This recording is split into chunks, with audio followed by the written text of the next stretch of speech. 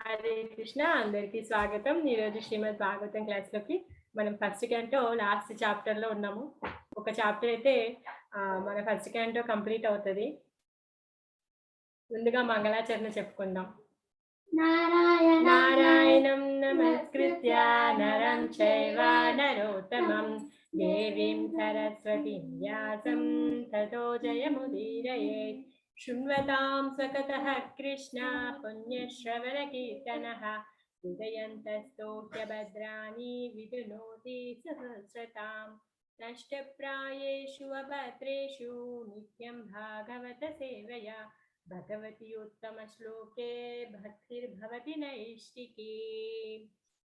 అహో దేవర్షిర్ధన్యోయం యత్కీర్తి శ్రాంగధన్వనః గాయన్మాద్యం నిరంతంత్యా రమయత్యాతురం జగత్. పితా పరాశరో యస్య సుఖదేవస్య యా పితా తం వ్యాసం బదరీవాసం కృష్ణద్వైపాయనం భజే योगीन्द्राय नमस्तस्मै सुखाय ब्रह्मरूपिणे संसार सर्पदृष्टं यो विष्णुराताममुमुषेत् लोमहर्षणजं सर्वा पुराणज्ञं यतव्रतं व्यासशिष्यं मुनिवरं तं सूतं प्रणम्यहम् नमो विष्णुपादाय कृष्णप्रेष्ठाय भूतले श्रीमते भक्तिवेदांता स्वामिन्निति नामिने नमस्ते सारस्वते देवे गौरवाणी प्रचारिणे निर्विशेषा शून्यवादी पाश्चात्यदेशतारिणे श्रीकृष्ण चैतन्य प्रभु नित्यानंद श्री अद्वैता गदाधरा श्रीवासादि गौरभक्तवृंदा हरे कृष्ण कृष्ण कृष्ण हरे हरे हरे राम राम राम हरे हरे मूकं करोति वाचालं पंगुं लङ्घयते गिरिं यत्कृपातमहं वन्दे श्रीगुरुं दीनतारिणं श्री प्रभुपाद की जय श्री गुरुदेव की जय हरे कृष्ण అందరికీ స్వాగతం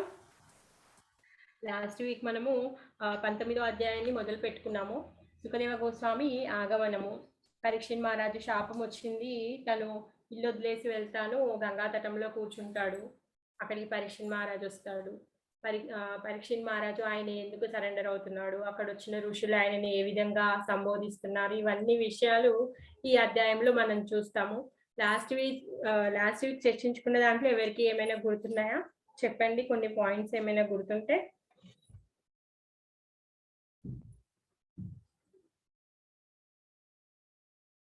పోయిన అధ్యాయంలో అయినా పర్లేదు ఈ అధ్యాయంలో అయినా పర్లేదు మీకు ఏది గుర్తుంటే అది చెప్పండి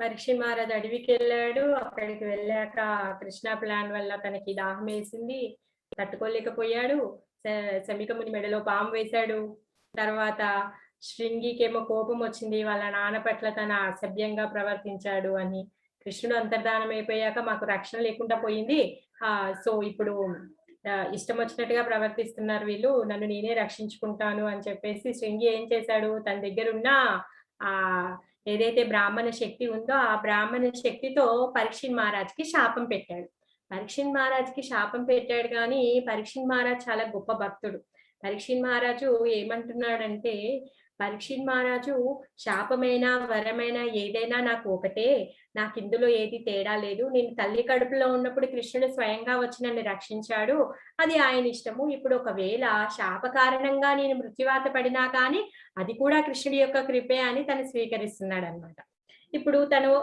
తను శమిక ముని ఋషి మెడలో పాము వేశాడు తను అనుకున్నాడు అయ్యో తను జస్ట్ రికలెక్ట్ చేసుకుంటున్నాడు నేను ఇంత పని చేశానే అపరాధం చేశాను బ్రాహ్మణుడి పట్ల నేను అనేసి తను అనుకుంటూ ఉన్నాడు అనమాట అడుగుకుంటూ ఉన్నాడు అంతలోకే ఆ బ్రాహ్మణుడు కూడా కబురు పెడతాడు ఏంటి నీకు నా పుత్రుడు శాపం ఇచ్చాడు అని ఒక్కసారి మనం ఈ 19th చాప్టర్ ఫస్ట్ శ్లోకా నుంచి రికాప్ చేసుకుందాము ఎందుకంటే లాస్ట్ వీక్ లో 2-3 టైమ్స్ దేనికి కనెక్షన్ పోయింది ఆ ఫ్లో కూడా పోయింది కనెక్షన్ పోయేసరికి కొంచెం డిస్టర్బ్ గా ఉండే ఈ సూత గోస్వామి చెప్తున్నాడు అనమాట పరీక్షిత్ మహారాజ్ అనుకుంటున్నాడు ఏమనుకుంటున్నాడు నేను నిరపరాధి అయిన ఆ బ్రాహ్మణుడు ఉన్నాడు కదా శమికమునిని నేను చాలా తన పట్ల అపరాధం చేశాను అసభ్యంగా ప్రవర్తించాను అని చెప్పి తను బాధపడుతూ ఉన్నాడు అప్పుడు పరీక్షిత్ మహారాజ్ ఇంకా ఇలా అనుకుంటాడనమాట. అయ్యో! భగవంతుడి నిర్దేశాల ప్రకారం ఏం చేయాలి? బ్రాహ్మణులని, గోవులని వీళ్ళందరిని నేను కాపాడాలి కదా! కానీ నా నా స్వధర్మంని వదిలిపెట్టి నేనేం చేశాను? ఆ బ్రాహ్మణునికి అపరాధం చేశాను కదా! అయితే నేను చేసిన ఈ అపరాధానికి నాకేదో ఒక గొప్ప కష్టం రాబోతోంది అని తను ఊహిస్తున్నాడనమాట. నా కష్టం రాబోతోంది. ఆ కష్టం ఏదో వెంటనే శీఘ్రంగా వచ్చేయాలి నాకా కష్టము. అప్పుడు గాని నాకు బుద్ధి రాదు. మళ్ళీ నేను ఇలాంటి తప్పు చేయకుండా ఉంటాను అనేసి తను అనుకుంటూ ఉంటాడనమాట. పరీక్షిత్ మహారాజు వేడుకుంటూ ఉంటాడు. ఆ కష్టం ఏదో ఇప్పుడే రావాలి నాకు అనేసి అనుకుంటూ ఉంటాడు. ఏంటి నమో బ్రాహ్మణ్య దేవాయ, గోబ్రాహ్మణ్య హితాయ చ జగద్హితాయ కృష్ణాయ గోవిందాయ నమో నమః కదా! కానీ నేనేం చేశాను బ్రాహ్మణునికి నేను అపరాధం చేశాను. అందుకే నేను శిక్షార్హుడిని అనేసి అంటాడు. ఆ శిక్ష ఏదో నాకే రావాలి కానీ నా కుటుంబ సభ్యులకి రావద్దు అనేసి వేడుకుంటున్నాడనమాట. ఎందుకు పరీక్షిత్ మహారాజు బాధ్యత కలిగిన భక్తుడు కాబట్టి ఏ ఏ ఆట ఏ ఏ ప్రమాదం వచ్చినా అది నాకే కావాలి కానీ ఎవరికీ రావద్దు అనేసి అనుకుంటున్నారు. అంటే భక్తుడనేవాడు వాళ్ళ వంశంలో ఉన్న వాళ్ళ కుటుంబం వాళ్ళందరినీ తనేంటి ఉద్ధరింపజేస్తాడే గాని శిక్షింప చేయడనమాట. ఇక్కడ ఎగ్జాంపుల్ ప్రభుపాదుల వారు చెప్తారు ప్రహ్లాద్ మహారాజు యొక్క భక్తికి మొత్తం వంశమే ఉద్ధరింపబడింది అనేసి చెప్తున్నారనమాట. అయితే నేను నిర్లక్ష్యం చేశాను కదా బ్రాహ్మణుడి పట్ల, అందుకే నేను పాపిని అనేసి అనుకుంటాడు. ఎందుకు నేను నేను రాజుని, నా దగ్గర సంపదుంది, బలముంది అని చెప్పి నేను ఇవన్నీ ఏవైతే ఉన్నాయో ఇవన్నీ ఆ బ్రాహ్మణుడి యొక్క కోపంతో అన్ని భస్మమైపోవాలి. మళ్ళీ ఫ్యూచర్‌లో నేను ఇలాంటి అఫెన్స్ చేయకూడదు అనేసి అనుకుంటున్నారనమాట. ఇంకా ప్రభుపాదుల వారు ఏం చెప్తున్నారంటే ఇక్కడ ఆర్థిక అభివృద్ధి కానీ, లేకపోతే ఆధ్యాత్మికంగా కానీ అభివృద్ధి చెందాలి అంటే ఏం చెయ్యాలి అంట? బ్రాహ్మణులందరికీ బ్రాహ్మణ సంస్కృతిని ప్రోత్సహించాలన్నమాట. బ్రాహ్మణుడు ఏం చేస్తాడు? భగవంతుడి యొక్క చైతన్యాన్ని ఏదైతే భగవత్ చైతన్యం ఉందో అందరికీ తను పంచిపెడుతూ ఉంటాడన్నమాట. ఆ విధంగా గోరక్షణ అని ఎందుకు చెప్పారు? గోరక్షణ అంటే గోవు పౌష్టికమైన పాలనిస్తుంది. అవి తీసుకొని మనం పుష్టిగా అవుతాము. అలానే వ్యవసాయానికి కూడా తోడ్పడుతుంది. ఈ విధంగా మన యొక్క ఆర్థిక అభివృద్ధి అవుతుంది. మన ఆధ్యాత్మిక అభివృద్ధి అవుతుంది. ఈ 2 ఎప్పుడైతే పతనం అయిపోతాయో ఈ 2 ఎప్పుడైతే అంతరిస్తాయో అప్పుడు మన పతనం మొదలవుతుంది అనేసి చెప్తున్నారనమాట. ఏంటి పరీక్షిత్ మహారాజు ఇన్ని రోజులు తను పరిపాలించాడు రాజ్యాన్ని. కానీ ఆ కలిపురుషుడికి ఒక్క ఛాన్స్ ఇవ్వకుండా తను ఏం చేశాడు? అంత నిష్టగా రాజ్య పరిపాలన చేశాడు. కానీ ఇప్పుడు తను చేసిన అఫెన్స్ వల్ల ఆ కలికి ఛాన్స్ వచ్చేసింది. అదే బాధపడుతున్నాడనమాట. ఇంకేమంటున్నారంటే ప్రభుపాద్ ఇక్కడ ప్రపంచంలో శాంతి కావాలి అనేసంటే ఏం చేయాలి? బ్రాహ్మణ సంస్కృతిని, భగవద్భక్తిని గోరక్షణ చేస్తే మాత్రం ఆటోమేటిక్‌గా శాంతి వచ్చేస్తుంది అనేసి చెప్పారు. ఇంకా పరీక్షిత్ మహారాజ్ ఇలా పశ్చాత్తాప పడుతున్నాడు. అయ్యో! నేను బ్రాహ్మణుడికి అఫెన్స్ చేశాను కదా! నేను ఘోరమైన తప్పు చేశానే. ఇలాంటి తప్పు నేను చేయకుండా ఉండాలి అంటే ఆ గొప్ప ఉపద్రవం ఏదైతే రాబోతుందో అది నాకే రావాలి అనేసి వేడుకుంటున్నాడు కదా! తను ఈ విధంగా పశ్చాత్తాప పడే సమయంలో శమీకముని ఏం చేశాడంట కబురు పెట్టి పంపించాడన్నమాట. నా కొడుకు నువ్వు చేసిన ఆ చిన్న ఆ తప్పుని పెద్ద గొప్ప అపరాధంగా అనుకోని తనేం చేశాడు? తన యొక్క బ్రాహ్మణ శక్తి ద్వారా నీకు శాపం పెట్టాడు. వచ్చే ఈ నెక్స్ట్ 7th డే రోజు నువ్వు తక్షక అనే పాము చేతిలో కాటు వేయబడి నువ్వు చనిపోతావు అనేసి కబురు పెట్టాడన్నమాట. ఆ కబురు పెడుతూ తను చెప్తాడు ఏమంటాడంటే శమీకముని, నేను సిగ్గుపడుతున్నాను. నా పుత్రుడు ఈ విధంగా చేశాడు అని నేను పశ్చాత్తాప పడుతున్నాను అని చెప్పేసి చెప్తాడు. అంటే పరీక్షిత్ మహారాజు కూడా ఆలోచిస్తున్నాడు కదా! నేను శమీకముని పట్ల అపరాధం చేశాను. పోయి క్షమాపణ అడగాలి అని తనకు కూడా లోపల గిల్ట్ ఉందన్నమాట. వెళ్లి అడగాలి అనుకుంటాడు. కానీ ఎప్పుడైతే ఈ కబురు రాగానే ఇప్పుడు వెళ్లి అడిగాడనుకో ఇంకా తను సిగ్గుపడతాడు కదా! శమీకముని నేను ఇంత చెప్పినా కూడా మళ్ళీ పరీక్షిత్ మహారాజు ఆ గొప్ప భక్తుడు, ఆ గొప్ప రాజు మళ్ళీ వచ్చి ఈ విధంగా అంటున్నాడని తను బాధపడతాడు కదా! అందుకని చెప్పి వెళ్ళడనమాట శమీకముని దగ్గరికి. వెళ్ళకుండా తను ఏం చేస్తాడు? దాని నెక్స్ట్ కర్తవ్యం ఆహా! చాలా మంచి అవకాశం దొరికింది. నాకిలాంటి అవకాశము ఇది చాలా గొప్ప అవకాశం. ఏంటి నేను 7 రోజుల్లో చనిపోబోతున్నాను. సో ఏంటి ఇప్పుడు నేను చేయాల్సిన పని అంటే రాజ్యంని, సంపదని, ఆయన వైభవాల్ని అన్నిటిని ఇమ్మీడియేట్‌గా ఆ ఐశ్వర్యాన్ని అన్నిటిని ఇమ్మీడియేట్‌గా వదిలేస్తాడనమాట. వదిలేసి తనేం జేస్తాడు ఇంకా గంగా తటానికి వెళ్దాం అనేసి రెడీ అయిపోతాడనమాట. ఇక్కడ ఇంకేమంటున్నారంటే మనిషి యొక్క బాధ్యత ఏంటంట, ఆయన యొక్క మనిషి జీవితం యొక్క ఉద్దేశ్యం ఏంటంట, జన్మ జర మృత్యు వ్యాధి చక్రాన్ని తెంపేసుకోవాలి, భగవద్ధామానికి వెళ్ళడమే అనేసి చెప్తున్నారు. ఇంకా ఇంకేమంటున్నారంటే మొత్తము జీవితం అంతా ఏంటంట ఎగ్జామినేషన్‌కి ప్రిపరేషన్ అంట. చావేమో ఎగ్జామినేషన్ అంట. అందుకే జీవితమంతా ఏ విధంగా అయితే బ్రతుకుతామో ఆ చివరి దశలో మనకది గుర్తుకొస్తుందనమాట. అందుకే కృష్ణ చైతన్యం అనేది ఏమంటున్నారు, చిన్నప్పటి నుంచే ప్రాక్టీస్ చేయాలి. ఎప్పుడైతే చనిపోతామో అప్పుడు భగవంతుడి యొక్క నామం గుర్తుకొస్తుంది అనేసి చెప్తారు. ఆ విధంగా life is preparation, death is examination అని చెప్పాడనమాట. మనిషి అనేవాడు ఏం చేయాలి అంట, భగవంతుడి యొక్క భక్తియుత సేవలో ఉండాలి. కానీ జంతువులాగా ఊరికే తిన్నామా, పడుకున్నామా అలా ఉండొద్దు. ఈ భౌతికంలో మునిగిపోయి ఉండొద్దు. ఎందుకు? ఈ జన్మేంటి చాలా అరుదుగా దొరుకుతుంది మానవ జన్మ. ఎన్నో జన్మల తర్వాత కానీ మనకి మానవ జన్మ రాలేదు. మరి అలాంటి జన్మని, ఈ అవకాశాన్ని పోగొట్టుకుంటే వే వేస్ట్ కదా! మళ్ళీ మానవ జన్మ ఎప్పుడొస్తుందో మనకు తెలీదు. అందుకే దీన్ని వేస్ట్ చేసుకోకుండా బాధ్యతతోని ఏం చేయాలి? ప్రతి ఒక్కరూ ఈ కృష్ణ చైతన్యాన్ని స్వీకరించాలి అనేసి చెప్తున్నారు. ఇంకేమంటున్నారంటే ప్రభుపాదుల వారిక్కడ గవర్నమెంటు ఊరికే ఈ పాలిసీ, ఆ పాలిసీ అని ఏదో ఒకటి తీస్తూ ఉంటుంది. పేద ప్రజలకి ఇవి పంచుతాము, లేకపోతే అది చేస్తాము అనేసి వలసొచ్చిన వాళ్ళకి ఇది ఇస్తాము, లేకపోతే ఏదో రోజుగారీ ఇస్తాము అని చెప్తూ ఉంటుంది కదా! అయితే ఇక్కడ ఏమంటున్నారంటే ప్రభుపాదుల వారు బాధ్యతగా తీసుకొని ఏదైతే ఈ గవర్నమెంట్ ఉందో బాధ్యతగా తీసుకోవాలంటే ఏంటి? ఈ కృష్ణ చైతన్య ప్రచారం అనేది ఏదైతే ఉందో అది ఈ గవర్నమెంట్ బాధ్యతగా తీసుకొని ప్రతి ఒక్కరిని ఈ కృష్ణ చైతన్యం స్వీకరించే విధంగా చేస్తే బావుంటుంది అనేసి ప్రభుపాదుల వారు చెప్పారనమాట. ఇంకా ఇంకిక్కడ ఏం చెప్తున్నారంటే భగవంతునిది ఏదైతే సేవ ఉంటుందో అది ఉత్తమమైన మార్గం. ఏదైతే ఈ భక్తియుత మార్గం ఏదైతే ఉందో అది ఉత్తమమైంది అనేసి చెప్తున్నారనమాట. ఇప్పుడు తన మనస్సుని పరీక్షిత్ మహారాజు తన మనస్సుని కృష్ణ భక్తిలో నిమగ్నం చేసుకోవడం కోసమని గంగా తటానికి వెళ్ళాడనమాట. భక్తుడనేవాడు ఏ లోకానికి కూడా వెళ్ళాలి అనుకోడంట. వెళ్ళాలి అనుకోకుండా భగవంతుడి నిత్యధామమైన గోలోకానికి వెళ్ళి అక్కడ ఆయన నిత్య సహచరుడిగా లేకపోతే ఎవరికి ఎవరి మూడు తగ్గట్టు వాడు ఎలా భగవంతుడికి ఫ్రెండ్ లాగానో, లేకపోతే భగవంతుడికి సర్వెంట్ లాగానో, తల్లి లాగానో, తండ్రి లాగానో, పుత్రుడు లాగానో సేవ చేయాలని కోరుకుంటూ ఉంటాడంట. అందుకే ఇప్పుడు పరీక్షిత్ మహారాజ్ ఏం చేశాడు, గంగా తటానికి వెళ్ళాడు. అయితే గంగా ఇక్కడ ఏం చెప్తున్నారంటే ఆచార్యులు, గంగా ఇంకా యమున రెండు ఒకటే అనేసి చెప్తున్నారు. ఆ గంగా తటము అని ఉంటుంది కానీ ఇక్కడ ఏమంటున్నారు, జీవగోస్వామి చెప్తున్నారనమాట. అది యమునా నదే. భగవంతుడి యొక్క లీలలు యమునా తటంలో చాలా అయ్యాయి. యమునా నదితో చాలా ఇంటరాక్షన్ జరిగింది. ఎప్పుడైతే తను జైల్లో పుట్టాడు కృష్ణుడు. తన తండ్రి గోకులానికి తీసుకెళ్ళేటప్పుడు మధ్యలో యమునా నది దాటాల్సి వచ్చినప్పుడు ఒకసారంటే కృష్ణుడు యమునాలో పడిపోతాడంట. ఆ విధంగా ఆయన పాదధూళిని ఆ యమునలో వదిలేశాడు. భగవంతుడి యొక్క పాదాలు ఎప్పుడూ తులసితో అర్చిస్తూ ఉంటారు. భగవంతుడి యొక్క ఆ తులసి, ఆ ధూళి 2 కలిపి ఈ యమునా నదిలో ఉన్నాయి. ఆ యమునా తటం హస్తినాపురానికి దగ్గర యముననే ఉంది. అందుకే పరీక్షిత్ మహారాజు వెళ్లి ఆ యమునా తటంలోనే కూర్చొనున్నారు అనేసి చెప్తున్నారు. అంటే యమున ఇంకా గంగా 2 దివ్యమైన నదులే, 2 ఒకటే అనేసి చెప్తున్నారు. యమున ఎంత గొప్పదంట అంటే గంగా కంటే 100 రెట్లు గొప్పది అనేసి చెప్తున్నారు.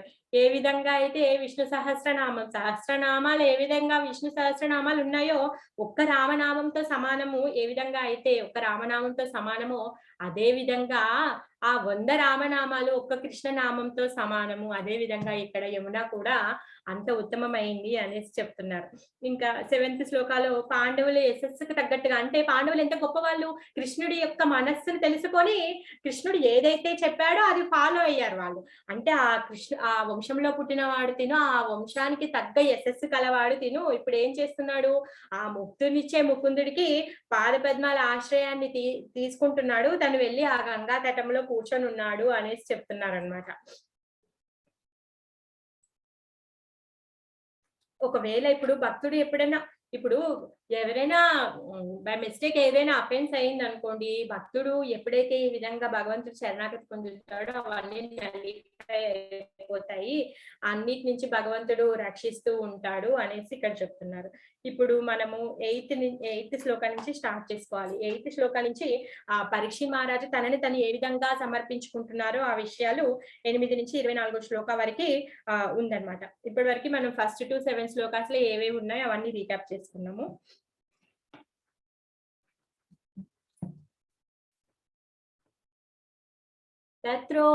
तत्रोपग्मुर्भुवं पुनाना महानुभावा मुनयः शिष्यः प्रायेण तीर्थाभिगमापदेशे స్వయం హి తీర్థాని పునంతి సంతః. ఏంటి అక్కడున్న మునులంతా పరీక్షిత్ మహారాజు అక్కడికి వచ్చాడు అని ఎంతో మంది మునులు వచ్చారంట. ఆ మనుల గురించి చెప్తున్నాడు. తతో ఉపజగ్ము భువనం పునాన, అక్కడికి తీర్థక్షేత్రాలను పవిత్రం చేయగల మహానుభావ మునయ సర్వేష, మహానుభావులు మునులు వారి వారి శిష్యులతో కలిసి, ఆ మునులు ఎంత గొప్పవారంట, వాళ్ళు తీర్థక్షేత్రాలనే స్వయంగా పునీతులను చేయగలుగుతారంట. ఎందుకు తీర్థక్షేత్రాలనే పవిత్రం చేయగలవారు అనేసి అంటున్నారంటే, ప్రతి ఒక్కరు ఏదో ఒక పాపం చేసి తీర్థక్షేత్రాలకు వెళ్ళి అక్కడ గంగాలోనూ యమునలోనూ మునిగేసి వస్తాడు. ఆ పాప భారం అంతా ఆ క్షేత్రాల్లో పేరుకుపోతుంది కదా. అయితే ఈ మునులు ఎవరైతే ఈ సాధు పురుషులు ఉంటారో వాళ్ళు ఆ క్షేత్రాలను దర్శించడానికి వెళ్ళినప్పుడు ఏంటంట, అక్కడ ఉన్న పాప భారాన్నంతా వీళ్ళు కరిగింప చేస్తారంట. ఆ తీర్థక్షేత్రాలనే పవిత్రం చేయగలిగిన అంత గొప్ప భక్తులు అన్నమాట.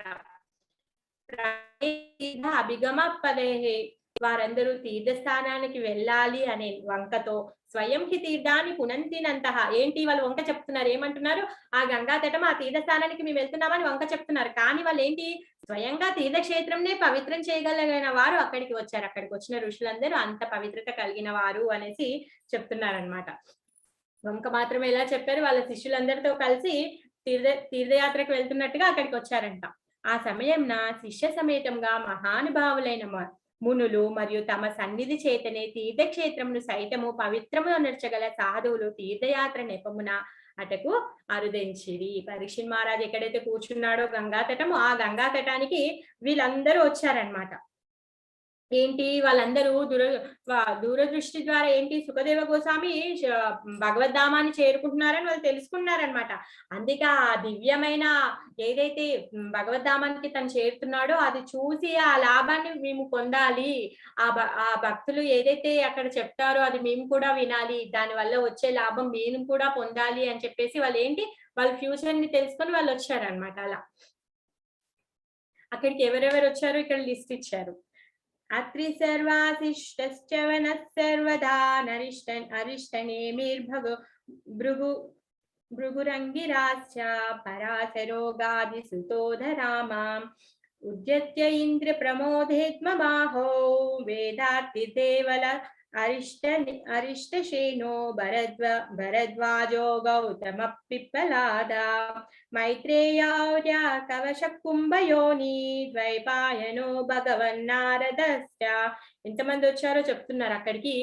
అంతకుముందు కూడా భీష్ముడు ఎప్పుడైతే తన యొక్క ఇన్స్ట్రక్షన్స్ ధర్మరాజు పాండవులందరికీ చెప్తున్నారో అప్పుడు అవన్నీ వినడానికి భీష్ముడు తను పరమపదానికి ఎలా వెళ్తున్నాడో చూడడానికి అందరూ మొత్తం విశ్వం నుంచి ఏ విధంగా అయితే వచ్చారో ఇప్పుడు కూడా పరీక్షిత్ మహారాజు తను భగవద్ధామానికి వెళ్ళేటప్పుడుగా చూడడం కోసమని, ఆ ఫలితాన్ని వాళ్ళు కూడా పొందడం కోసమని అత్రి, చవనుడు, శరద్వాసుడు, అరిష్టనేమి, భృగువు, వశిష్ఠుడు, పరాశరుడు, విశ్వామిత్రుడు, అంగీరుడు, పరశురాముడు, ఉదిత్యుడు, ఇంద్రప్రముదుడు, పద్మవాహుడు, మేధాతిథి, దేవలుడు, భరద్వాజుడు, గౌతముడు, పిప్పలాదుడు, మైత్రేయుడు, ఔర్యుడు, కవశుడు, కుంభయోనుడు, ద్వైపాయనుడు, దేవర్షేన, నారదుడు, వీళ్ళందరూ కూడా విశ్వంలో ఎక్కడెక్కడ ఏ లోకాలు మూలల్లో నుంచి అంతటి నుంచి వచ్చారంట వీళ్ళందరూ. ఎందుకు, ఆ లాభాన్ని వాళ్ళు కూడా పొందాలి అనేసి వాళ్ళందరూ ఇక్కడికి వచ్చారు. అయితే వీళ్ళ గురించి ప్రభుపాదుల వారు కొంచెం చెప్పారు. ఫస్ట్ చెవనుడేమో భృగుముని పుత్రుడు అనేసి చెప్తున్నారు. ఆయన గూడా గొప్ప మహర్షి అని. తర్వాత భృగువేమో బ్రహ్మ వరుణుడి కొరకు యజ్ఞం చేస్తూ ఉంటే, అంటే వరుణుడు ఎప్పుడో బ్రహ్మని పిలిచి యజ్ఞం చేయిస్తున్నాడనమాట. ఆ యజ్ఞంలోని అగ్ని నుంచి భృగువు వచ్చాడంట. ఈయన గొప్ప ఋషి. ఆయన భార్య పేరేమో పులోమ. ఈయన కూడా ఏంటి, భృగు మహర్షి నారదుడిలాగా తను అన్ని లోకాలకి తిరుగుతూ ఉంటాడంట. కురుక్షేత్ర యుద్ధం జరగకుండా చూసాడంట, కానీ ఆయన కూడా ఆపలేకపోయాడు. తినేంటి, ఖగోళ శాస్త్రంకి సంబంధించిన భృగు సంహితని రచించాడంట. అంటే సైంటిస్ట్ అనుకోండి. ఈ వాయువు, అగ్ని, జలము, పృథ్వీ ఇవన్నీ ఆకాశం నుంచి ఏ విధంగా ఏర్పడ్డాయి, ఇవన్నీ డిస్క్రిమినేషన్ అంతా చేశాడనమాట తిను. ఇంకా మన ఉదరంలో వాయువు ఏ విధంగా చరిస్తుందో ఏంటి, అవన్నీ విషయాలు ఈ భృగువు వివరించాడంట. మహాతత్వవేత్త అంట. ఇంకా మానుషవర్ణ శాస్త్రవేత్తుడు. తర్వాత చతుర్వర్ణ ఆశ్రమాలకి ప్రతిపాదనలు రచించాడంట తిను. ఇంకా వీతహవ్యుడు అనే క్షత్రియుడిని బ్రాహ్మణుడిగా మార్చాడంట తిను. తర్వాత వశిష్ఠుడి గురించి చెప్తున్నాడు అనమాట. ఈ బ్రహ్మర్షి ఏంటి, ఈయన బ్రహ్మర్షి వశిష్ఠుడు. తిను రామాయణంలో, మహాభారతంలో కూడా ఉన్నాడు. ఇంకా హిరణ్యకశిపుడి చరిత్రలో కూడా కనిపిస్తాడు. అంటే అంత పురాతనమైన బ్రహ్మర్షి అనమాట. శ్రీరామచంద్రుడికి పట్టాభిషేకం చేశాడు. కురుక్షేత్ర యుద్ధంలో కూడా ఉన్నాడంట. విశ్వామిత్రుడు వశిష్ఠుడి మధ్యలో ఒక స్టోరీ ఉంది.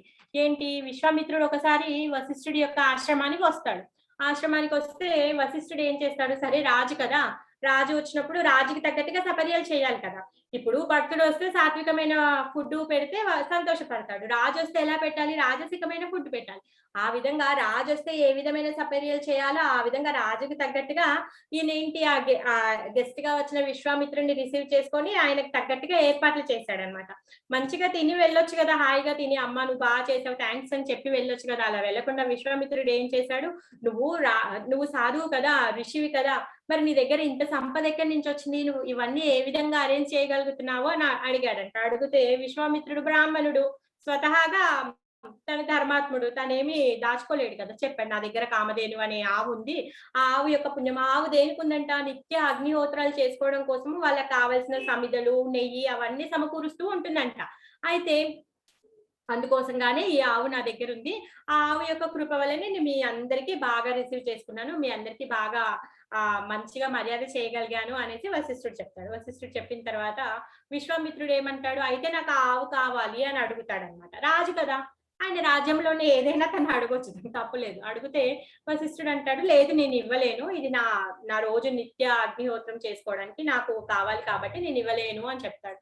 ఇవ్వలేను అని చెప్తే ఊరుకోడు. తను ఏం చేస్తాడంటే బలవంతంగా కామదేవుని తీసుకోవాలి అని ప్రయత్నిస్తే ఆయన సైన్యాన్ని తీసుకొని వస్తాడు, యుద్ధం చేయడానికి దిగుతాడు. కానీ కామదేవుని ఏంటి, ఆయన తగ్గట్టుగా అపోజిట్ పార్టీని తయారు చేస్తుంది అనమాట. ఇప్పుడు వశిష్ఠుడి చేతిలో విశ్వామిత్రుడు ఓడిపోతాడనమాట. అయితే విశ్వామిత్రుడు కామ్గా ఊరుకోడు అనమాట. ఏమంటాడు, క్షత్రియుడి కంటే బ్రాహ్మణుడికి చాలా శక్తి ఎక్కువగా ఉంది, అయితే నేను క్షత్రియత్వాన్ని వదిలేసి నేను బ్రాహ్మణుడిని అయిపోతా అని చెప్పేసి ఫిక్స్ అయిపోతాడు అనమాట. ఆ విధంగా బ్రాహ్మణుడు అవ్వడానికి తను ప్రయత్నిస్తాడు. తర్వాత ఊరికే ఎప్పుడు సతాయిస్తూనే ఉంటాడు వశిష్ఠుడిని విశ్వామిత్రుడు. తర్వాత వశిష్ఠుడి యొక్క 100 మంది కొడుకులను చంపేస్తాడంట విశ్వామిత్రుడు. ఇంక ఇవన్నీ తట్టుకోలేక, భక్తుడు కదా ఎదిరించలేకపోతున్నాడు. ఇంకేం చేస్తాను, ఊరికే బాలేదు ఇది, నేను చచ్చిపోతాను అని చెప్పేసి ఆత్మహత్య చేసుకుందాం అనేసి వశిష్ఠుడు వెళ్ళి ఓ పెద్ద పర్వతం నుంచి దూకేస్తాడంట. దూకేస్తే పాపం ఆ రాళ్ళన్నీ దూదిలాగా అయిపోయాయంట, తనకేమీ అవ్వలేదు. ఓసారి సముద్రంలో దూకుతాడంట. సముద్రంలో దూకితేనేమో అలలు తీసుకొచ్చి ఒడ్డున చేరవేస్తాయంట. ఒకసారి నదిలో దూకుతాడంట. నదిలో దూకితే కూడా ఆ ప్రవాహం తీసుకొచ్చేస్తుందంట ఒడ్డుకి. ఆ విధంగా తను ఎన్ని ప్రయత్నాలు చేసినా తను చనిపోలేదన్నమాట. అయితే ఈ వశిష్ఠుడు సప్త ఋషుల్లో ఒకడనమాట. ఏది, మనం మ్యారేజెస్ అందరు పెళ్ళయిన తర్వాత అరుంధతి నక్షత్రాన్ని చూపిస్తారు కదా, ఆ అరుంధతి యొక్క భర్త అనమాట తిను వశిష్ఠుడు. తర్వాత పరాశరుడు ఏంటి, పరాశరుడు ఈ వశిష్ఠుడి వంశంలో వస్తాడు. వశిష్ఠుడి కొడుకేమో శక్తి, శక్తి కొడుకు పరాశరుడు, పరాశరుడి కొడుకు వ్యాసుడు, వ్యాసుడి కొడుకు సుఖదేవ గోస్వామి. ఏదైతే మనం భాగవతం చదువుతున్నామో ఆ భాగవతం చెప్పింది సుఖదేవ గోస్వామి. ఇప్పుడు పరాశరుడి గురించి చెప్తున్నాడన్నమాట ఇక్కడ. అయితే ఆ పరాశరుడు సుఖదేవ గోస్వామి కూడా ఏ విధంగా అయితే తల్లి కడుపులో ఉన్నప్పుడు అన్ని వేదాలు నేర్చేసుకున్నాడో, ఇప్పుడు పరాశరుడు కూడా అదే విధంగా తల్లి కడుపులో ఉన్నప్పుడే ఆ వేదాలన్నీ నేర్చేసుకున్నాడంట. అయితే వాళ్ళ తండ్రిని కల్మషపాదుడనే రాక్షసుడు చంపేశాడంట. చంపితే దాన్ని చనిపోతే అప్పుడు పరాశరుడి కోపం వచ్చి తను ఏమంటాడంట, నేను మొత్తం ప్రపంచంలో ఉన్న అసురులందరినీ నేను చంపేస్తాను అని చెప్పేసి తను అనుకుంటాడు. అనుకుంటే అప్పుడు వశిష్ఠుడి తాత చెప్తాడంట, లేదు నువ్వు అలా చెయ్యొద్దు, వద్దు అనేసి అంటాడంట. అప్పుడు మానుకుంటాడంట. కాదు. పులస్య ముని దాన్ని ఆపుతాడంట. తర్వాత పరాశరుడు సత్యవతి వల్ల వ్యాసుడిని కంటాడు. సత్యవతి ఏమో మత్స్యగంధ, ఆమె చేపలు అమ్ముకునే ఆమె దగ్గర నుంచి మత్స్యగంధ అంటే బ్యాడ్ స్మెల్ వచ్చేదన్నమాట. కానీ పరాశరుడి యొక్క కృప వల్ల ఆమె సుగంధి అవుతుందన్నమాట. తర్వాత జనకుడికి గురువు ఈయన అనేసి చెప్తున్నారు. ఇంకా తర్వాత విశ్వామిత్రుడేమో గాది కొడుకు కాబట్టి గాది సుత అనేసి అంటున్నారు. క్యుకుబ్జ రాజ్ అనమాట. అంటే ఇప్పుడు ప్రజెంట్ ఉన్న ఉత్తరప్రదేశ్ ఏదైతే ఉందో ఆ ఉత్తరప్రదేశ్ కి రాజు అనమాట. గాది కొడుకు కనుక గాది సుత అనేసి అంటున్నారు. ఈయనేంటి ఇందాక చెప్పుకున్నాం కదా, వశిష్ఠుతో తలపడ్డాడు కదా, ఈయన విశ్వామిత్రుడు క్షత్రియుడిగా పుట్టాడు, కానీ ఏం చేస్తాడు, ఈ జన్మలోనే బ్రాహ్మణుడు అవ్వాలి అనేసి అనుకుంటాడు అనమాట. మగంగ ముని హెల్ప్ తీసుకొని ఆ వశిష్ఠుడి యొక్క 100 మంది కొడుకులను చంపేశాడంట. తర్వాత ఆయన ఎన్నో సంవత్సరాలు తపస్సు చేశాడు, కానీ మధ్యలో అదేంటి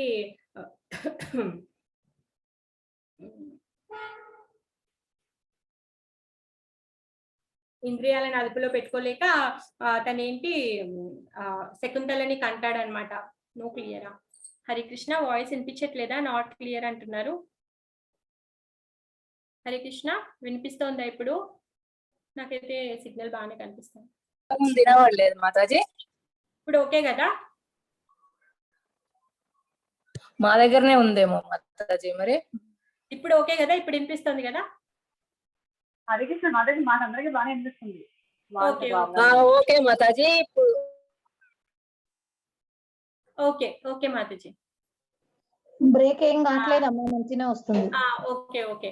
శకుంతల ఎవరు? చాలా అతి సౌందర్యవతి, మిస్ యూనివర్స్. ఆయనకి తండ్రి విశ్వామిత్రుడు అనేసి చెప్తున్నారు. తర్వాత అంగీరముని, బ్రహ్మమానస పుత్రుల్లో ఇతను ఒకడనమాట.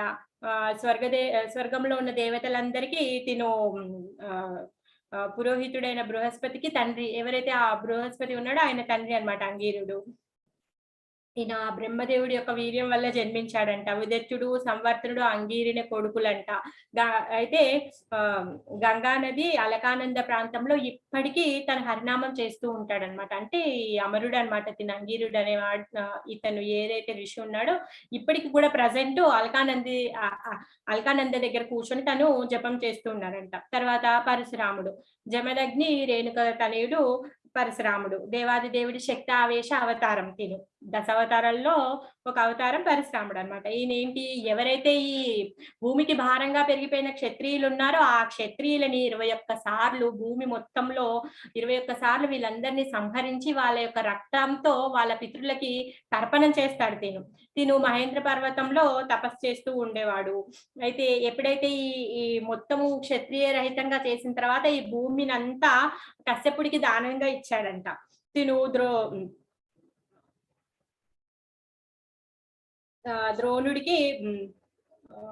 ద్రోణుడికి విలువిద్య నేర్పించాడంట.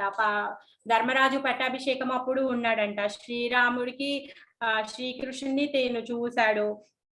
రాముడితో అదేంటి విరిగినప్పుడు యుద్ధం చేస్తాడు. కృష్ణుడిని కూడా చూశాడు. కృష్ణుడితో అర్జునుడు ఉండడం చూసి అర్జున్ని మెచ్చుకుంటాడంట. సాక్షాత్ దేవదేవుడితో ఉన్నావు నువ్వు అని చెప్పేసి పొగుడుతాడంట అర్జున్ని. తర్వాత అంబాలిక స్టోరీలో ఏంటి, ఆమె ఏం చేస్తుందంటే భీష్ముడు నన్ను పెళ్లి చేసుకోవట్లేదు అని, ఇది ఆల్రెడీ మనం చెప్పేసుకున్నాం కాబట్టి ఫాస్ట్ గా వెళ్తున్నాను. తను వెళ్ళి పరశురాముడిని అడిగినప్పుడు పరశురాముడు భీష్ముడిని అంటాడనమాట, నువ్వు పెళ్లి చేసుకో అంటే భీష్ముడు అంటాడు, లేదు నేను ఒట్టు పెట్టాను కాబట్టి నేను పెళ్లి చేసుకోను, ఆ జన్మ బ్రహ్మచారి లాగా ఉంటాను, అందుకని నేను చేసుకోను అనేసి అంటే అప్పుడు గురువు శిష్యుల మధ్యలో యుద్ధం అవుతుంది. కానీ శిష్యుడు చేసే యుద్ధానికి తను సంతోషపడి తను ఏం చేస్తాడు, తనకి ఇంకా వరం ఇస్తాడనమాట. అంటే నువ్వు మొత్తం ప్రపంచంలో విఖ్యాతుడైన యోధవ అవుతావు అని చెప్పేసి వరం ఇస్తాడనమాట. తర్వాత ఉద్యత్తుడు అంగీరుడి కొడుకు మదతకు గురువు చంద్రుడి కూతురు భద్రను పెళ్లి చేసుకున్నాడంట. అయితే ఆ వరుణుడు భద్రని ఎత్తుకెళ్లేటప్పుడు తన కోపం వచ్చి తను ఏం చేస్తాడంట, ప్రపంచంలో ఉన్న నీరంతా తాగేస్తాడంట తను. తర్వాత దేవలుడేమో వ్యాసుడు నారదుడు వంటి పరమ ప్రామాణికులు. ఆల్రెడీ దేవలోసితో వ్యాస అని చెప్తాడు కదా అర్జునుడు, అంటే ఆ దేవలుడు కూడా అంత గొప్ప ఋషి అనమాట. అంటే వీళ్ళందరూ ప్రామాణికమైన వాళ్ళు, వీళ్ళందరూ నువ్వు దేవాది దేవుడు అని చెప్తున్నారు అని చెప్తాడు కదా, అందులో ఇతనొకరు అనమాట. ఈయనెవరు, పాండవుల పురోహితుడైన దౌమ్యుడు ఉన్నాడు కదా, దౌమ్యుడికి అన్న అంట ఈయన దేవలుడు. తర్వాత భరద్వాజుడు, ఈయన కూడా సప్త ఋషుల్లో ఒకరు, గంగా తటంలో తపస్సు చేస్తాడంట. అతని ఆశ్రమం ఇప్పటికీ ప్రయాగలో ఉందంట. ఒకసారి గంగా నదిలో స్నానం చేసినప్పుడు ఘృతాచి అనే అప్సరసని చూసి తనకి వీర్యస్ఖలనం అవుతుందంట. ఆ వీర్యాన్ని మట్టి తొండలో పెడితే ఆ ద్రోణుడు పుడతాడంట.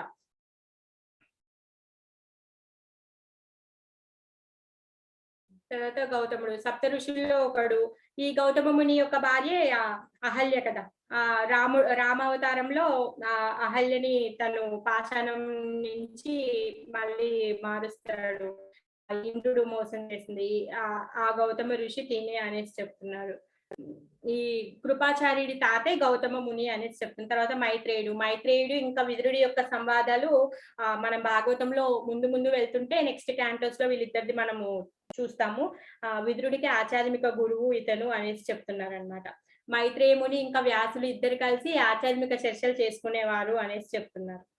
వీళ్ళందరూ పరీక్షిత్ మహారాజు ఉన్న ఆ గంగా తటానికి వచ్చారంట. పరీక్షిత్ మహారాజు ఏ విధంగా భగవద్ధామానికి వెళ్తున్నారో చూడడం కోసమని, అక్కడ జరిగే ఏదైతే లాభం ఉందో ఆ లాభాన్ని కూడా వీళ్ళు పొందడం కోసం గాను వీళ్ళతో పాటు వీళ్ళ శిష్యులతో పాటు ఇంకెంతో మంది ముని ఋషులు వచ్చారనమాట. కానీ కొంతమంది గురించి ప్రభుపాదుల వారు చెప్పారు. అన్యే చ దేవర్షి బ్రహ్మర్షివర్య రాజర్షివర్య అరుణాదయస్య నానేర్షయ ప్రవరాన్ సమేత నభ్యస్య రాజశిరసా వందే. ఏంటి, వచ్చిన వాళ్ళందరికీ ఆ వందనాలు చెప్తున్నారు పరీక్షిత్ మహారాజు. అన్యేచ దేవర్షి బ్రహ్మర్షివర్య, దేవర్షులు బ్రహ్మర్షులు గనులైన వారు, రాజర్షివర్య అరుణాదయాచ, రాజర్షుల్లో ప్రత్యేకమైన నానాశయ ప్రవరాన్ సమేత ఋషుల్లో ఎంతో మంది అక్కడికి సమావేశమయ్యారు. ఆశ్చర్య రాజా శిరస వందే, నేలపై శిరస్సును వాల్చి వందనం చేసి అందరికీ ఆహ్వానం ఇచ్చారు. ఇప్పుడు అక్కడ వెళ్ళి పరీక్షిత్ మహారాజ్ కూర్చున్నాడు. సో వాళ్ళందరూ వస్తుంటే వాళ్ళందరికీ ఒబేసెన్స్ చేసి రిసీవ్ చేసుకుంటున్నాడు అనమాట పరీక్షిత్ మహారాజు. పలువురు ఇతర దేవర్షులు బ్రహ్మర్షులు అరుణాదయులుగా పిలువబడు వివిధ ఋషి వంశములకు చెందిన రాజర్షి వర్యులు, అంటే వీళ్ళు ఒక తరగతికి చెందిన వాళ్ళనమాట. వాళ్ళందరూ కూడా ఆ విధంగా వారందరూ పరీక్షిత్ మహారాజును కలుసుకొనుటకు అరుదించగా ఆ రాజు వారిని సాదరంగా ఆహ్వానించి శిరమును నేలవాల్చి వందనములొసగెను అనేసి చెప్తున్నారనమాట. ఏంటి, ఇదే ఉత్తమమైన పద్ధతి. ఎవరైనా వైష్ణవులు వచ్చినప్పుడు వాళ్ళకి ఒబేసెన్స్ చేసి మనము స్వాగతం పలకాలి. ఈ పద్ధతి ద్వారా ఒకవేళ ఏమైనా అపరాధం చేస్తే కూడా అపరాధాలను క్షమించేస్తారు అనేసి చెప్తున్నారు అనమాట. ఆ విధంగా అందరినీ క్షమించమని అడిగి భగవద్ధామంని చేరుటకు మీ అందరి ఆశీస్సులు కావాలి అనేసి పరీక్షిత్ మహారాజు వాళ్ళందరినీ అర్థించాడు.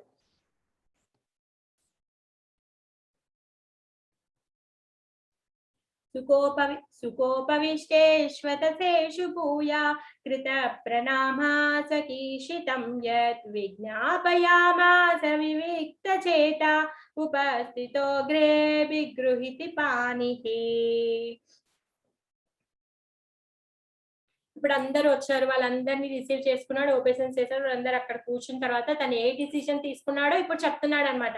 నేను ప్రాయోప్రవేశం చేద్దాం అనుకుంటున్నాను, నేను ఈ విధంగా అంటే నా ఆలోచన ఇది అని వాళ్ళందరికీ షేర్ చేస్తున్నాడు అనమాట. సుకోపవిష్ట అదతేషు భూయ, అక్కడికి వచ్చిన వారందరూ ఆసీనులైన తర్వాత కృత ప్రణామః స్వా చికిత్సతాం యత్, అందరికీ వందనం చేసి తన ప్రాయోపవేశ నిర్ణయంను విజ్ఞాపయాస వివిక్ష చేతు, లోక వ్యవహారముల పట్ల అనాసక్తుడైన వారు తెలిపెను. అంటే ఇంకా తను ఏంటి అన్నిటిని త్యజించేశాడు కదా, ఆయన ఏదైతే చేయాలనుకుంటున్నాడో అది వాళ్ళందరికీ చెప్తున్నాడు అనమాట. ఉపస్థితో అగ్రే అభిగృహిత పాణిహి, ముకిలిత హస్తుడై వారందరి ఎదుట తెలిపెను. అందరికీ చెప్తున్నాడు. ఋషులు మరియు ఇతరులందరూ సుఖాసీనులు అయిన పిమ్మట పరీక్షిత్ మహారాజు వారి ఎదుట నమ్రతతో ముకులిత హస్తుడై నిలిచి తన ప్రాయోప్రవేశ నిర్ణయమును వారికి తెలియచేసెను. ఇప్పుడు వాళ్ళందరూ వచ్చారు అంటే ఇప్పుడు ఈయన గొప్ప భక్తుడే, శాస్త్రం తెలుసు, అయినా కానీ తను ఏమంటున్నాడంటే తన అభిప్రాయాన్ని అందరికీ చెప్పి వాళ్ళ నిర్ణయాలను కూడా, అంటే ఇప్పుడు ఆయన ఏం చేస్తున్నాడు అంటే సొంత నిర్ణయం కాకుండా నేను చేసేది కరెక్టా కాదా అన్న విధంగా వాళ్ళందరికీ ఈయన యొక్క ఏదైతే ఒపీనియన్ ఉందో అదంతా చెప్పి వాళ్ళందరి నుంచి ఆశీస్సులను తీసుకుంటున్నాడు అనమాట. వాళ్ళు ఏదైనా అంటే ఒకవేళ సలహాలు ఇస్తే ఆ సలహాలు పాటించడానికి తను రెడీగా ఉన్నాడు అనమాట.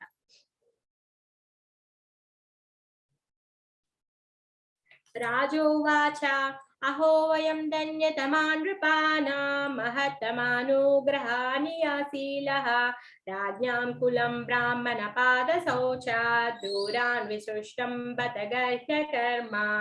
ఏంటి నేను చాలా గొప్ప అదృష్టవంతుణ్ణి, ఎందుకు అసలు ఇలాంటి మహాత్ములందరి యొక్క అనుగ్రహం నాకు దొరికింది అనేసి అంటున్నారు అనమాట. ఎందుకంటే ఇటువంటి మహాత్ములంట ఈ రాజవంశుల దగ్గరికి ఎవరైతే ఈ రాజస్థులు ఎవరైతే ఉన్నారో వాళ్ళ దగ్గరికి రారు, కానీ మీరందరి యొక్క అసోసియేషన్ నాకు దొరికింది, మీరందరూ ఇక్కడికి వచ్చారు, నేను చాలా అదృష్టవంతుని అని చెప్తున్నాడు అనమాట.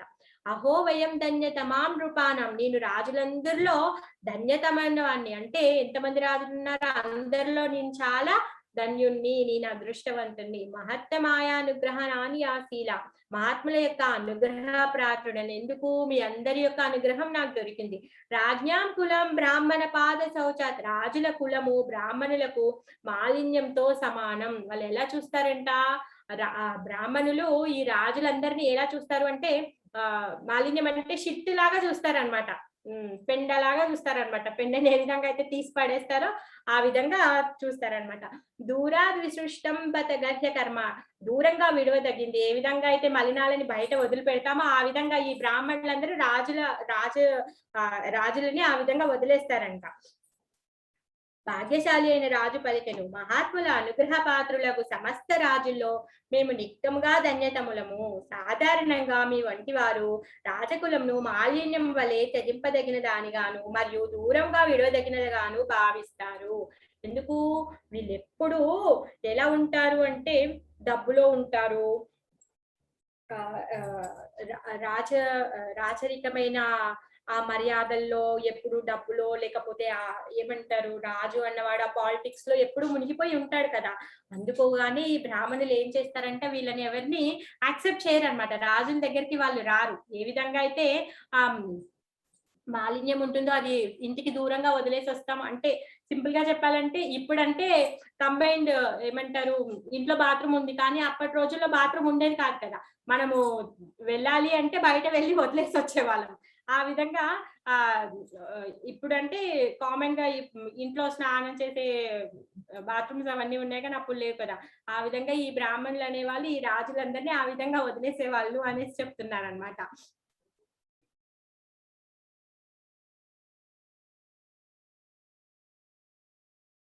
వాళ్ళు ఏమనుకుంటారంట, ఇది నీచమైన సంబంధం అనుకుంటారంట. ఈ రాజులతో సంబంధం పెట్టుకోవడము నీచమైంది, ఇంకా ఆత్మహత్యతో సమానమైందిగా అనేసి అనుకుంటారంట.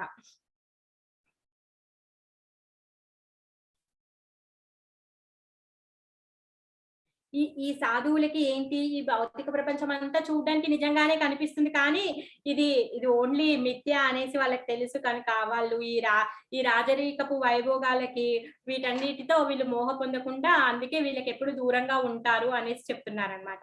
కాకపోతే ఇక్కడ ఏంటి చూడడానికి ఏమనిపిస్తుంది, పరీక్షిత్ మహారాజుకి శాపం వచ్చింది, నెక్స్ట్ 7th డేలో తను చనిపోతున్నాడు అన్నట్టుగా కనిపిస్తుంది. కానీ వీళ్ళందరికీ అర్థమైంది, ఏమర్థమైంది, స్వయంగా భగవంతుడే ప్లాన్ ప్రకారం ఏం చేస్తున్నాడు, పరీక్షిత్ మహారాజుని తన వద్దకు పిలిపించుకుంటున్నాడు అనేసి వీళ్ళు అర్థం చేసుకున్నారు. కాబట్టే ఇప్పుడు వాళ్ళందరూ అక్కడికి వచ్చారనమాట, పరీక్షిత్ మహారాజ్ దగ్గరికి వచ్చారనమాట, వాళ్ళందరికీ తెలుసు కాబట్టి. అందుకే ఇప్పుడు పరీక్షిత్ మహారాజ్ వాళ్ళందరికీ కృతజ్ఞతలు చెప్పి ఇప్పుడు మీరందరూ ఎందుకు వచ్చారు అంటే నా గొప్పతనం కాదు మీరందరూ ఇక్కడికి రావడం, నా తాతల యొక్క గొప్పతనం. ఏంటి తాతల పాండవులు ఎంత గొప్ప భక్తులు, దేవాది దేవుడి యొక్క అంత గొప్ప భక్తులు కాబట్టి మీరందరూ వాళ్ళని చూసి ఆ వంశంలో నేను పుట్టానని చెప్పేసి మీ యొక్క కృపని నాకు ఇవ్వడం కోసమని మీరు ఇప్పుడు ఇక్కడికి వచ్చారు అనేసి వాళ్ళందరికీ పరీక్షిత్ మహారాజు కృతజ్ఞతలు చెప్తున్నాడు అనమాట. చూసారా, తను నా యొక్క గొప్ప కాదు అనేసి అంటున్నాడు. ఆ గొప్పతనం ఎవరిది, మా తాతల గొప్పతనం కాబట్టే మీరు అందరు ఇక్కడికి రాగలిగారు అనేసి తను చెప్తున్నారు. ఎవరు, పరీక్షిత్ మహారాజ్. అంటే తన యొక్క గొప్పతనం ఏది తనేమి చాటుకోవట్లేడు. తస్యైవ మేఘస్య పరావరేశో వ్యాసక్త చిత్తస్య గృహేష్వభిక్ష్ణాం నిర్వేదమూలో ద్విజశాపరూపో యత్ర ప్రసోక్తో భయమాసు దత్తే తస్య ఏవయే అగస్య పరావరస్య ఈసా. అతడు ఆధ్యాత్మిక భౌతిక జగత్తులను నియమించువాడు. ఎవరు, శ్రీకృష్ణుడు. వ్యాసక్త చిత్తస్య గృహేష అభీక్షణం, సర్వదా గృహ కలాపలతో నిమగ్నమైన నన్ను నిర్వేద మూల ద్విజ శాపరూప బ్రాహ్మణ శాపరూపంలో ఎత్ర ప్రసక్త భయాసు దత్తే, ఈ జగము పట్ల అనాసక్తుడు నాకు విధంగా దేవదేవుడు నా ఎదుట నిలిచెను. చూసారా, ఈ యొక్క శాపం రూపంలో భగవంతుడే స్వయంగా నా ఎదుట ఉన్నాడు అనేసి పరీక్షిత్ మహారాజ్ అంటున్నాడు అనమాట. ఆధ్యాత్మిక మరియు భౌతిక జగత్తుల రెండింటిని నియమించు దేవాది దేవుడు బ్రాహ్మణ శాప రూపంలో నన్ను కరుణించాడు. తనేమి బాధపడట్లేదు, ఇప్పుడు నేను చనిపోవాల్సి వస్తుందే, ఇంత గొప్ప రాజ్యాన్ని వదిలేయాలి, ఇంత పెద్ద ఐశ్వర్యాన్ని నేను అనుభవించలేకపోతున్నానని తనేమి బాధపడట్లేదు. తను ఎంత ఆనందంగా ఉన్నాడంటే స్వయంగా ఈ శాప రూపంలో భగవంతుడే నా ఎదుట ఉన్నాడు అనేసి తను ఆనందపడుతున్నాడు అనమాట. గృహస్థ జీవనం నందే అతిగా ఆసక్తుడైన నన్ను రక్షించుటకే ఆ దేవదేవుడు భయంతో నేను జగము పట్ల అనాసక్తుడైన రీతిలో ఆ విధంగా నా ఎదుట నిలిచినాడు. ఎందుకు, నా ఈ సంసారంలో, ఈ రాజ్యంలో, ఈ గృహ కలాపాల్లో నేను చాలా బిజీగా ఉన్నాను కదా. ఏంటి రాజ్య పరిపాలన అంటే అంత ఈజీ కదా. ఓకే, స్వతహాగా భక్తుడు భక్తి చేస్తాడు, కానీ మొత్తం ఫుల్ టైం చేయలేడు కదా. ఆయన బాధ్యత ఉంది, రాజ ప్రజలను చూసుకునేది, వ్యవహారాలని చూసుకునేది, రాకపోకలు, లాభ నష్టాలు ఇవన్నీ చూసుకోవాలి కదా రాజు అంటే. అందుకే నేను ఇందులో మునిగిపోయి ఉన్నాను అని చెప్పి కరుణతో భగవంతుడి శాప రూపంలో నా ముందుకు వచ్చాడు అనేసి. ఎందుకు, ఎప్పుడైతే ఈ శాపం రాగానే ఇవన్నీ వదిలేశాడు కదా, అందుకే నేను అనాసక్తుని అయిపోవాలి, ఆయన వద్దకు వెళ్ళిపోవాలి అనేసి ఇప్పుడు నా ముందు ఉన్నాడు అనేసి చెప్తున్నాడు అనమాట.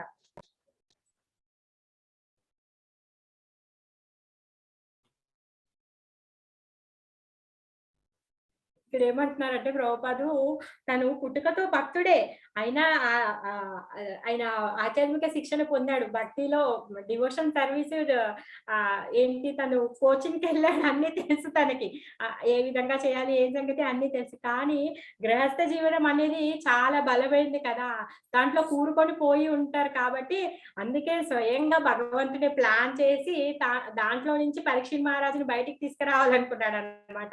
ఆ వైరాగ్యాన్ని ఆయనకి ఇవ్వాలనుకున్నాడు, అందుకనే ఈ విధంగా చేశాడు అనేసి చెప్తున్నారు. ఇంకేమంటున్నాడంటే మీ అందరు ఇక్కడ ఉన్నారు కాబట్టి మీ అందరి యొక్క ఈ అసోసియేషన్ వల్ల నేను తెలుసుకోగలుగుతున్నాను అనేసి అంటున్నాడు అనమాట. ఎప్పుడు భగవంతుడు భక్తులతోనే ఉంటాడు కాబట్టి మీరు అందరు ఇక్కడికి వచ్చారు, మీ అందరి రూపంలో కూడా భగవంతుడి అంటే మీ యొక్క అసోసియేషన్ వల్ల కూడా నేను భగవంతుడిని కరుణని ఏమంటున్నారు తను ఫీల్ అవుతున్నాను, అంటే నేను అనుభవిస్తున్నాను, అనుభూతి పొందుతున్నాను. మీ అందరు అంటే భక్తులు ఎక్కడుంటే భగవంతుడు అక్కడ ఉంటారు కాబట్టి ఇప్పుడు భగవంతుడు స్వయంగా మీతో ఉన్నారు కదా, అది నేను అనుభూతి పూర్వకంగా తెలుసుకుంటున్నాను అని చెప్పేసి వాళ్ళందరికీ హృదయపూర్వకంగా ఆహ్వానిస్తున్నాడు అనమాట పరీక్షిత్ అక్కడ ఉన్న వాళ్ళందరినీ. తమ్మోపయాతం ప్రతియంతు విప్రా గంగా సదేవి ధృత చిత్తమీసే ద్విజోపపృష్టం కుహకస్తక్షకో వా దశత్వలం గాయత విష్ణుగాత. తమ్మా ఉపయాతం ప్రతియంతు విప్రా, ఓ బ్రాహ్మణులారా, శ్రీకృష్ణుడు చరణములు నా హృదయంలో తలుచుట వలన నన్ను శరణాగతునిగా అంగీకరించుడు. గంగాచదేవి ధృతం చిత్తం, ఆ గంగాదేవి భగవంతుడికి ప్రతినిధి అయిన గంగా గంగామాత కూడా, అంటే అక్కడున్న గంగా తటంలో కూర్చున్నాడు కదా, అందుకే గంగకి ప్రే చేస్తున్నాడు, ఇంకా అక్కడున్న ఆ బ్రాహ్మణులందరికీ ప్రే చేస్తున్నాడు అనమాట. ద్విజోపసృష్టాం బ్రాహ్మణుడితో సృష్టింపబడిన తక్షకుడైనా లేకపోతే ఏ మాయాజాలమైనా దశత్వలయం కాయత విష్ణుగాథ శీఘ్రమే కాటువేయగా దయచేసి మీరందరూ విష్ణుగాథలను వర్ణించుడు అని కోరుతున్నాడు. ఏంటి, ఆ పామే వచ్చి కాటేసినా పర్లేదు, ఇంకే మాయ వచ్చి నన్ను హరింపజేసినా పర్లేదు, మీరు మాత్రము ఆ విష్ణు యొక్క కథలను వినిపించండి అనేసి తను కోరుకుంటున్నాడు అనమాట, ప్రే చేస్తున్నాడు వాళ్ళందరికీ. ఓ బ్రాహ్మణులారా, శ్రీకృష్ణ చరణార విందములను నేను హృదయం నందు దాల్చిన కారణంన మీరు నన్ను సంపూర్ణ శరణాగతుడైన వానిగా అంగీకరింపుడు. భగవత్ ప్రతినిధి అయిన గంగాధరుని సైతం నన్ను ఆ రీతిగానే అంగీకరించుగాక. తక్షకుడు గాని లేదా బ్రాహ్మణుడు సృష్టించిన మరి ఏ మాయ గాని తక్షణమే నన్ను కాటువేసి వేయగలదు. మీరందరూ విష్ణుగాథలను వర్ణించితే నేను కోరుకుంటున్నాను. అంటే నేను కృష్ణుడి భక్తిలోనే ఉన్నాను, సో నేను రాజుని కాదు, మీ యొక్క కృప నాకు ఇవ్వండి, నేను శరణాగతుణ్ణి. మీరు ఆ విధంగా ఎవరైతే శరణాగతుల పట్ల మీ కరుణ ఏ విధంగా అయితే ఇస్తారో ఆ విధంగా ఆ గంగమ్మ తల్లి కూడా మీరు కూడా మీ యొక్క కృపను నాకు ఇవ్వండి, ఆ మృత్యు ఏదో నాకు త్వరగా రానివ్వు, నాకేమీ భయం లేదు అని చెప్పి తను ఏం చేస్తున్నాడు, ఇంకా ఆ మృత్యు భయాన్ని పోగొట్టుకుంటున్నాడు అనమాట. ఆ భయానికే దూరం అయిపోతున్నాడు తను ఆ విధంగా ప్రే చేస్తూ. ఇంకా ఇక్కడ భక్తుడు అనేవాడు ఏవి కోరుకోవాలో అవి ఇక్కడ చెప్తున్నాడు అనమాట. ఇక్కడ పరీక్షిత్ మహారాజు 3 విషయాలని కోరుకుంటున్నాడు. పునశ్చభూయాద్ భగవత్యనంతే ప్రతి ప్రసంగస్తదాశ్రయేషు మహస్సుయామ్యాముపయామి సృష్టిం మైత్రస్తు సర్వత్ర నమో ద్విజేభ్యః. ఏంటి ఆ మూడు విషయాలను అడుగుతున్నాడు, ఏంటంటే చూద్దాం. ఇతి స్మరాజా పునశ్చ భూయాత్ భగవత్యానంతే మరల అనంత శక్తి సంపన్నుడైన శ్రీకృష్ణ భగవానుడి పట్ల ఆసక్తి. ఏంటంట, ఫస్ట్ వన్ ఆ భగవంతుడి పట్ల ఆసక్తి. ప్రతి ప్రసంగంచ తదాతాశ్రయ దేవదేవుడి భక్తుల సాంగత్యం. సెకండ్ వన్ ఏంటి, ఆ భగవంతుడి యొక్క భక్తుల సాంగత్యం కావాలని. మహస్సు యాయాం ఉపవామి సృష్టిం. మళ్ళీ భౌతిక జగత్తులో ఎచ్చట జన్మించిన, అంటే నేను ఇప్పుడు చనిపోయి భగవంతుడి ధామానికి వెళ్ళినా వెళ్ళకున్నా, ఎక్కడ పుట్టినా, ఏ యోనిలో పుట్టినా, ఏ లోకంలో పుట్టినా కానీ మైత్రి అస్తు సర్వత్ర నమ ద్విజేభ్యః. సర్వజీవుల పట్ల మైత్రి కలుగునట్లు ఓ బ్రాహ్మణులారా మీకు వందనం చేస్తున్నాను, ప్రార్థిస్తున్నాను, మీరు నాకు ఆశీస్సులు ఇవ్వండి అని వేడుకుంటున్నాడు. ఏంటి, ప్రతి ఒక్క జీవి పట్ల నేను మైత్రిగా ఉండాలి. ఎందుకు, ప్రతి జీవి భగవంతుడి యొక్క అంశే కదా. అందుకే పరీక్షిత్ మహారాజ్ అడుగుతున్నాడు అనమాట, నేను ఏ లోకంలో పుట్టినా, ఏ యోనిలో పుట్టినా కానీ ఆ భగవంతుడి యొక్క పాదాల పట్ల నా ఆసక్తి, భగవంతుడి భక్తులతో సాంగత్యము, ప్రతి జీవి పట్ల మైత్రి కావాలి అని తను కోరుకుంటున్నాడు అనమాట. ఈ భౌతిక జగంన మరల జన్మింపవలసి వచ్చినచో అనంతుడైన శ్రీకృష్ణ భగవానుడి ఏడ పూర్ణ శక్తిని, ఆ దేవదేవుని భక్తులతో సాంగత్యమును, సర్వజీవుల ఏడ మైత్రిని పొందగలిగినట్లుగా నేను బ్రాహ్మణులైన మీ అందరికీ వందనములు నొసుగుచూ ప్రార్థించుచున్నాను అనేసి చెప్తున్నాడు. చూసారుగా, ఇప్పుడు ప్రభుపాదుల వారు చెప్తున్నాడు, భక్తుడైన వాడు ప్రతి ఒక్కడు ఇదే కోరుకోవాలంట. ఏంటి, భగవంతుడి యొక్క భక్తి, భక్తుల సాంగత్యము, సర్వజీవుల పట్ల మైత్రి కోరుకోవాలి అనేసి చెప్తున్నారనమాట.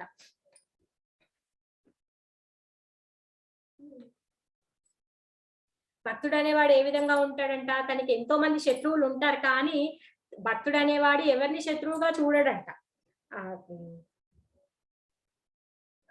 భక్తుడు అనేవాడు ఆ విధంగా ప్రవర్తిస్తూ ఉంటాడు అనేసి అంటున్నారనమాట. ఆ భక్తుల సాంగత్యాన్ని ఎప్పుడు కోరుకోడు. అంటే డబ్బులు, వీళ్ళ దగ్గర డబ్బులు ఉన్నాయే, ఈయనకు చాలా పెద్ద హోదా ఉందే, వీళ్ళతో సావాసం చేస్తే ఎంతో కొంత లాభం వస్తుందని తను ఎప్పుడు ఆలోచించాడు అనమాట. ఓన్లీ భక్తులతోనే స్నేహం కోరుకుంటూ ఉంటాడు, వాళ్ళ సాంగత్యమే కావాలి అనేసి కోరుకుంటాడు. ఏంటి, సర్వజీవులకు తండ్రి ఎవరు, శ్రీకృష్ణ భగవానుడే కదా. అందుకే ఇప్పుడు ఒక తల్లికి 3 కొడుకులు ఉన్నారు అనుకో, ఆ 3 కొడుకుల్లో పెద్ద కొడుకు అందరూ తమ్ముళ్ళతో బాగున్నాడు అనుకోండి, తనకున్నది అంతా షేర్ చేసి పిల్లలు మంచిగా చూసుకుంటూ ఉన్నాడు అనుకోండి, అప్పుడు తల్లి సంతోషపడుతుంది కదా. అదే విధంగా ప్రతి ఒక్క జీవి కృష్ణుడి యొక్క పిల్లలే కాబట్టి అందరితో మైత్రిగా మంచిగా ఉంటే భగవంతుడు భగవంతుడు సాటిస్ఫై అవుతాడనమాట. ఎట్లయితే కొడుకు మంచి ప్రవర్తనతో తల్లి సంతోషపడుతుందో అదే విధంగా మన యొక్క మంచి ప్రవర్తనతో భగవంతుడు సంతోషపడతాడు. అందుకే సర్వజీవుల పట్ల ఆ మైత్రి నాకు కావాలి అనేసి కోరుకుంటున్నాడు అనమాట. ఏంటి ఎవరైతే దుర్మార్గులు ఉంటారో వారిని ఈ భక్తులు ఎవరైతే దుర్మార్గులు ఉంటారో వాళ్ళని కూడా సాధువులాగా మార్చేస్తారంట. మార్చేసి ఆ భగవంతుడి యొక్క దివ్యమైన ప్రేమను వాళ్ళు పొందే విధంగా చేస్తారనమాట. ఎగ్జాంపుల్ జగాయి మదాయి స్టోరీ ఉంది కదా. జగాయి మదాయి వాళ్ళిద్దరు ఏంటి చాలా రౌడీలు. వాళ్ళు ఎవరిని పడితే వాళ్ళని కొట్టేస్తుంటారు, ఏది పడితే లాగేసుకుంటూ వెళ్తారు. కానీ నిత్యానంద మహాప్రభు ఇంకా హరిదాస్ ఠాకూర్ వాళ్ళిద్దరు వెళ్ళి ఏం చెప్తారు, హరే కృష్ణ మహామంత్రం జపం చేయండి అని చెప్పి వాళ్ళ యొక్క కరుణను వాళ్ళకి ఇచ్చి వాళ్ళిద్దరితో జపం చేయిస్తారు. ఆ విధంగా చైతన్య మహాప్రభు యొక్క ప్రేమను పొందే విధంగా చేశారు కదా. ఈ భక్తులు కూడా అలానే చేస్తారంటే ఎవరైతే పాపులు ఉంటారో వాళ్ళ పట్ల కూడా కరుణ చూపించి వాళ్ళకి తండ్రి యొక్క ప్రేమ పొందే విధంగా వీళ్ళు చేస్తూ ఉంటారు అనేసి చెప్తున్నారనమాట. అందుకే భగవద్ధామం వెళ్లకుండా నేను ఎక్కడైనా పుట్టాను అనుకో, పుడితే ఎలా మళ్ళీ వేరే దగ్గర పుడితే అక్కడ మళ్ళీ మర్చిపోతాను నేను భగవంతుడు భక్తి. అందుకోసం గాని ఇప్పుడే వేడుకుంటున్నాడు అనమాట. నేను ఎక్కడ పుట్టినా గానీ నాకు ఆ భగవంతుడి భక్తి ఉండాలి, భగవంతుడి పాద పద్మాల పైన నా మనస్సు ఉండాలి, భక్తుల సాంగత్యం ఉండాలి, అందరి పట్ల మైత్రి ఉండాలి, ప్రేమ భావన నాలో ఉండాలి అనేసి వేడుకుంటున్నాడు పరీక్షిత్ మహారాజు.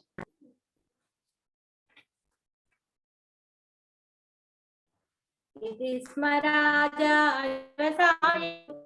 ప్రాచీనమూలేషు కుసేషు ధీరః ఉదుత్మకో దక్షిణకులాస్తే సముద్రపజ్ఞా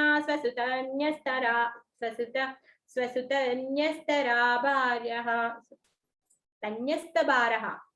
ఇది స్మరాజా అవధ్యసాయయుక్త. ఈ విధంగా పరీక్షిత్ సహనంతో ప్రాచీన మూలేషు కులేషు ధీరః ఆత్మ నిగ్రహంతో తూర్పు దిక్కున మూలం కలిగిన దర్భాసనంపై, అంటే దర్భాసనం మూలం అంటే వేర్లు, దర్భతో చేసిన ఆసనం ఉంటుంది కదా, మ్యాట్ ఉంటుంది కదా, ఆ దర్భల్లో ఏవైతే వేర్లు ఉంటాయో ఆ వేర్లు ఎటు సైడ్ ఉన్నాయంట, తూర్పు దిక్కున వేసుకొని ఆ దర్భాసనం పైన ఉదజన్మఖ దక్షిణ కుల వస్తే ఉత్తరాభిముఖుడై దక్షిణంలో ఆసీనుడయ్యాడు. ఆ తూర్పు వైపు ఆ దర్భాసనం యొక్క దర్భ యొక్క వేర్లు వచ్చేటట్టుగా ఆసనాన్ని వేసుకొని ఆ దక్షిణం వైపు తన ముఖాన్ని పెట్టి కూర్చున్నాడు అనమాట. సముద్రపత్య గంగా తటంలో స్వసుత న్యస్తభారః రాజభారము తన పుత్రుడికి ఇచ్చాను. ఆ గంగా తటంలో ఆయన రాజ్యాన్నంతా ఆయన కొడుకుకి ఇచ్చేసి అక్కడికి వచ్చి కూర్చున్నాడు అనమాట. సంపూర్ణ ఆత్మ నిగ్రహంతో పరీక్షిత్ మహారాజు గంగా నది దక్షిణ తీరం తూర్పు దిక్కుగా మూలములు కలిగిన దర్భాసనంపై ఉత్తరాభిముఖుడుగా ఆసీనుడయ్యాను. అంతకు పూర్వమే అతడు రాజ్యభారమును తన కుమారునకు అప్పగించి ఉండెను. ఏంటి ఉత్తరాభిముఖంగా ఎందుకు కూర్చున్నాడంట? అలా ఉత్తరాభిముఖంగా కూర్చుంటే ఆధ్యాత్మిక జ్ఞానాన్ని పొందడానికి అనువైన ప్లేస్ అంట అది. అందుకే ఆ విధంగా కూర్చున్నారు అనేసి వర్ణిస్తున్నారు అనమాట. అక్కడ కూర్చొని తను ఏం చేస్తున్నాడు, వేచి ఉన్నాడు అనమాట. రాజ్యాన్నంతా కొడుకుకి ఇచ్చేసి వచ్చాడు. ఏవం చ తస్మిన్ నరదేవ దేవే ప్రాయోపవిశే దివిదేవ సంగః ప్రశస్య భూమౌ వ్యకిరన్ ప్రసూనేర్ ముదా ముహూర్తుందభయస్య నేదు. ఏంటి ఆయన వచ్చి అక్కడ కూర్చుంటే పైన ఊర్ధ్వలోకంలో ఉన్న దేవతలందరూ ఆనందంతో పుష్పాలు కురిపిస్తున్నారంట పైనుంచి భూమి మీద. పరీక్షిత్ మహారాజ్ ఎక్కడైతే కూర్చున్నాడో అక్కడ వాళ్ళందరూ దుందుబులు మ్రోగిస్తున్నారంట. అది చెప్తున్నారనమాట. ఏవంచ తస్మిన్ నరదేవ దేవ. ఆ విధంగా పరీక్షిత్ మహారాజ్ ఏంటి నరదేవ దేవ, నరులందరికీ రాజు అనమాట. దేవుడు లాంటి వాడు కదా ప్రజలందరికీ. అందుకే నరదేవ దేవ అనేసి అంటున్నారు. ప్రాయోపవిష్టే దివిదేవ సంఘ ప్రాయోప్రవేశుడైన పరీక్షిత్ మహారాజు ఊర్ధ్వలోక దేవతలందరూ ప్రశస్య భూమో వ్యకిరన్ ప్రసూనే అతని కర్మలను కీర్తించుచు పుష్పవర్షములను కురిపించెను. ముదా ముహూదుందుభచనేదు సంతోషంతో దుందుబులను కూడా మ్రోగించిరి. వాళ్ళందరూ పరీక్షిత్ మహారాజ్ ఇంత గొప్పవాడు, ఈ విధంగా రాజపాలన చేశాడు. ఏంటి కలికి ప్రవేశం ఇచ్చినా కానీ కలి తన ప్రభావాన్ని చూపించకుండా రాజపరిపాలన చేశాడు. వాళ్ళ తాత అంత గొప్పవాడు అని చెప్పి ఈ విధంగా ఆయన తల్లి కడుపులో ఉన్నప్పుడే సాక్షాత్ దేవదేవుడే తనని కాపాడాడు. ఇవన్నీ చెప్పుకుంటున్నారనమాట వాళ్ళందరూ. ఈ పరీక్షిత్ మహారాజు యొక్క గొప్పలు చెప్పుకుంటూ ఉంటున్నారు, కీర్తిస్తున్నారనమాట వాళ్ళు.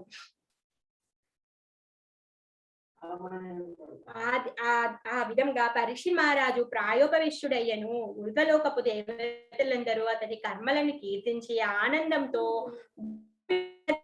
పుష్పవృష్టి కురిపించి దుందుబులను మ్రోగించిరి. ఈ విషయము దేవతలకు కూడా తెలిసిపోయిందంట. ఏంటి, పరీక్షిత్ మహారాజు ప్రాయోపవేశిష్టుడే ఆడ గంగా తటంలో కూర్చున్నాడని అందరికీ తెలిసేసరికి వాళ్ళందరూ అక్కడి నుంచి మాట్లాడుకుంటున్నారనమాట.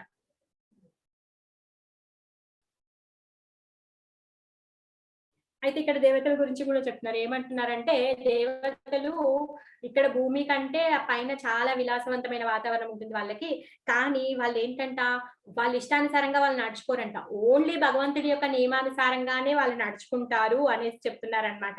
అందుకే వాళ్ళు ఏంటి, భగవంతుడు భక్తులు ఎవరినైనా సరే కీర్తించడానికి వెనకకు వెళ్ళరనమాట. ఎందుకు, ఎప్పుడు భగవంతుడు చెప్పినట్టుగానే నడుచుకుంటారు కాబట్టి కింద ఎవరు భక్తులు ఉన్నా కానీ వాళ్ళు ఏ విధంగా అయితే నడుచుకుంటారో వాళ్ళని కీర్తించడానికి వాళ్ళు రెడీగా ఉంటారనమాట. అందుకే ఇప్పుడు ఏంటి, పరీక్షిత్ మహారాజు ప్రాయోపవేశుడే అక్కడ కూర్చున్నాడు అనేసి పుష్పవృష్టిని దుందిబులను మ్రోగించి పరీక్షిత్ మహారాజుకి గౌరవాన్ని ఇస్తున్నారనమాట. ఎవ్వరు భగవద్ధామాన్ని వెళ్తారన్నా కానీ దేవతలు సంతోషపడతారంట. దేవతలు సంతోషపడి వాళ్ళని ప్రోత్సహిస్తూ ఉంటారనమాట. అందుకే భీష్ముడు కూడా భగవద్ధామానికి వెళ్ళేటప్పుడు దేవతలు పైనుంచి పుష్పవృష్టి ఇచ్చారు కదా. అదే విధంగా ఇప్పుడు పరీక్షిత్ మహారాజ్ కూడా వెళ్లే సమయానికి ఆ దేవతలందరూ ఆ పుష్పవృష్టి కల్పిస్తున్నారు అనేసి అంటున్నారు. ఎందుకు, ఇప్పుడు ఇందాక చెప్పినట్టు ఎప్పుడైతే అన్న తమ్ముళ్ళని బాగా చూసుకుంటాడో, తమ్ముళ్ళని ఎంకరేజ్ చేస్తాడో, అప్పుడు తల్లి ఏ విధంగా అయితే సంతోషపడుతుందో ఈ విధంగా ఈ భక్తులను ఉత్సాహాన్ని పెంచుతూ ఉంటే, భక్తులను పొగుడుతూ ఉంటే కృష్ణుడు సంతోషపడతాడు కదా. వీళ్ళు చేసే పని ద్వారా కూడా వాళ్ళు ఏం చేస్తున్నారు, వాళ్ళ యొక్క ప్రొపరేటర్ ని వాళ్ళు సాటిస్ఫై చేస్తున్నారు అనమాట. ఆ దేవదేవుని వాళ్ళు సాటిస్ఫై చేస్తున్నారు అనమాట. ఆ విధంగా భగవంతుడికి భక్తులకి దేవతల మధ్యలో ఈ విధంగా ఈ సహకారం నడుస్తూనే ఉంటుంది, వాళ్ళు ప్రోత్సహిస్తూనే ఉంటారు అనేసి ప్రభుపాదుల వారు చెప్తున్నారు.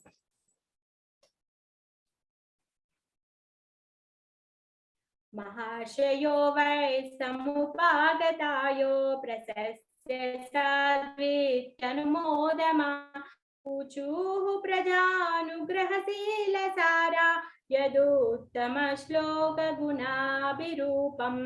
మహర్షయ వై సముపాగతాయో, అక్కడికి మహర్షులు చేరిది. ప్రశస్య సాధు ఇది అనుమోదమాన, బాగు అని అభినందించారంట. అక్కడికి చాలా మంది మహర్షులు, దేవర్షులు వీళ్ళందరూ వచ్చారు కదా. వాళ్ళందరూ ఏమంటున్నారు, ఓ బాగు అనేసి అంటున్నారు, ఎంకరేజ్ చేస్తున్నారు, నువ్వు చేసే పని చాలా మంచిది అని చెప్తున్నారు అనమాట. ఊచుహు ప్రజానుగ్రహశీల సార, భగవానుని గుణగణాలు కలిగిన ఋషులు సకల జీవులకు శుభం కలుగునని తలిచి యతుత్తమ శ్లోక గుణాభిరూపం, శ్రీకృష్ణుని గుణరూపుడైన పరీక్షిత్తుని చూసి ఆనందంతో ఇట్లు పలికిరి. ఏంటి, భగవంతుడు అనంత గుణనిధి, ఆయన యొక్క అంశంలో కూడా ఆ గుణాలు ఉన్నాయి. అందుకే ఇక్కడ ఆ భక్తుడు ఏంటి, భగవంతుడి యొక్క గుణాలతో ఉంటారు కాబట్టి ఆ విధంగా చెప్తున్నారనమాట. మహర్షులు అలా చేరిన మహర్షులందరూ పరీక్షిత్ మహారాజు నిర్ణయంను అభినందించి బాగు అని పలుకుట ద్వారా తమ ఆమోదంను తెలియజేసిరి. ఓకే, గ్రాంటెడ్, ఏంటి నువ్వు చేసే పని మంచిది అని చెప్పి వీళ్ళందరూ చెప్తున్నారనమాట. మహర్షులందరూ భగవానుని శక్తులన్నింటినీ గుణరీతిని కలిగి ఉన్నందున సాధారణంగా ఋషులందరూ జనులకు శుభమును కలుగజేయవలనే తలుస్తారు. కనుకనే వారు కృష్ణ భక్తులైన పరీక్షితుని కాంచి ముదము నుండి ఇట్లు పలకసాగిరి. ఏంటి, ఈ భగవంతుడి యొక్క భక్తులందరూ ఏం చేస్తారంట, వాళ్ళందరూ ఎప్పుడు ఈ జనులు వాళ్ళని ఉద్ధరించాలి అనే విధంగా చూస్తూ ఉంటారనమాట.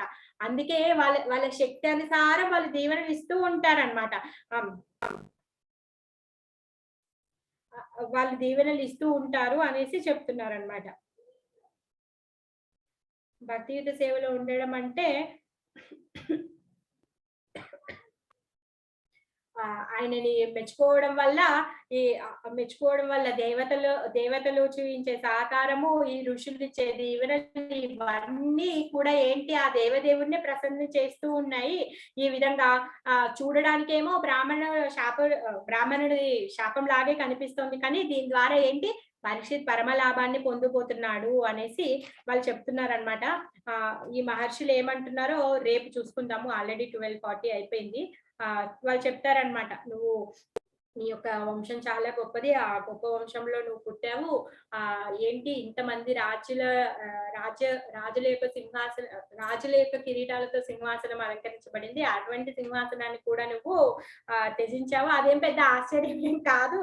నీ వంశం అంత గొప్పది అనేసి చెప్తారనమాట. ఇంకేమంటారంటే నువ్వేమి బాధపడద్దు. నువ్వు ఎప్పుడైతే కృష్ణుడి వద్దకు వెళ్తావో అప్పటి వరకు మేము ఇక్కడే వేచి ఉంటాము అందరము అనేసి, నువ్వు ఒక్కడవేం కావు, మేము ఉంటాము అని చెప్పి దానికి ధైర్యం చెప్తూ ఉంటారు ఈ మహర్షులు. అవి రేపు చూసుకుందాము. ఈరోజు మనం చర్చించుకున్న దాంట్లో ఎవరికైనా ఏమైనా అర్థం అవ్వకపోతే అడగండి. సో రేపు 20 శ్లోకాల నుంచి చెప్పుకుందాం.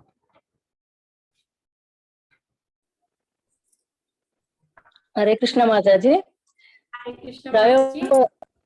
ప్రాయో ప్రవేశం అంటే మీనింగ్ కొంచెం డౌట్ అర్థం కాదు. ప్రాయో ప్రవేశం అంటే తను ఒక నియమం పెట్టుకున్నాడు. అంటే తను తినడు, పడుకోకుండా ఉపవాసం చేస్తూ తను అక్కడే ఉంటాడు. అంటే తన యొక్క ఆ చివరి క్షణం ఏదైతే ఉందో అప్పటి వరకు తను అక్కడ వేచి ఉంటాడు. అంటే తను సిద్ధమైపోయాడు. ప్రాయో ప్రవేశం అంటే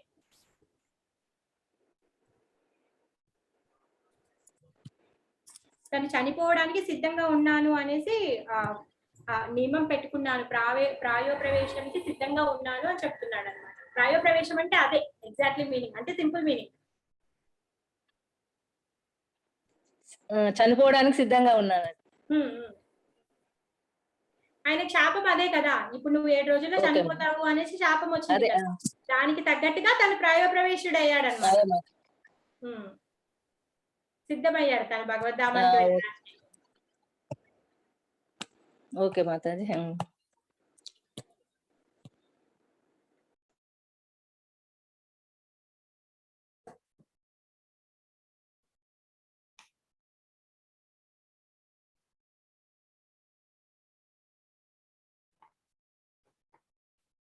కృష్ణ, ఎవరికైనా ఏమైనా డౌట్స్ ఉన్నాయా?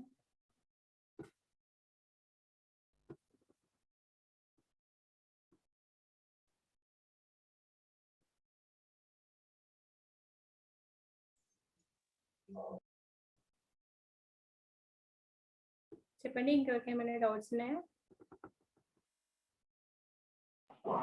హరే కృష్ణ మాతాజీ. మాతాజీ చెప్పండి. మాతాజీ, ప్రాయోపవేశం అంటే వాళ్ళ చితిని వాళ్ళే పేర్చుకుని రెడీగా ఉన్నట్లు కదా మాతాజీ? అంటే ఇప్పుడు పరీక్షిత్ మహారాజు ఆయన రెడీ అయిపోయాడు, అది చెప్తున్నా అనమాట. అవును, ప్రాయో ప్రవేశం అంటే వాళ్ళ చితిని వాళ్ళే పేర్చుకొని దాంట్లో కూర్చొని వాళ్ళు చనిపోతారు. అందుకే భర్త చనిపోయిన తర్వాత భార్య ప్రాయో ప్రవేశం చేసింది అంటారు కదా.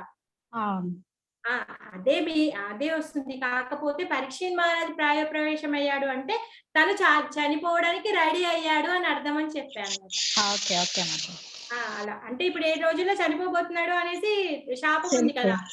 తనేమి దానికి వ్యతిరేకంగా ఏమి ప్రయత్నించట్లేడు. ఇప్పుడు తను రెడీ అయిపోయాడు. ప్రాయో ప్రవేశం అంటే తను చనిపోవడానికి రెడీ అయ్యాడు. ఇప్పుడు తనేమి అక్కడ చితి పేర్చుకోడు కదా. తను కూర్చొని ఉన్నాడు. భగవంతుడి యొక్క ఆ శ్రవణం చేస్తూ చేస్తూ ఆ పాము వచ్చి కాటు వేస్తే తను వెళ్ళిపోతాడు అనమాట. చితి పేర్చుకోవడం అనే విషయం చెప్పలేదు. అదే చనిపోవడానికి సిద్ధంగా ఉన్నాడు అన్నట్టు.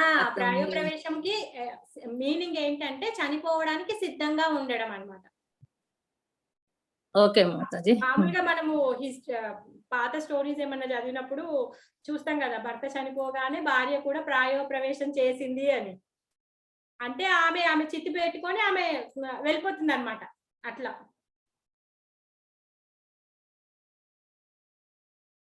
ఓకే మాతాజీ.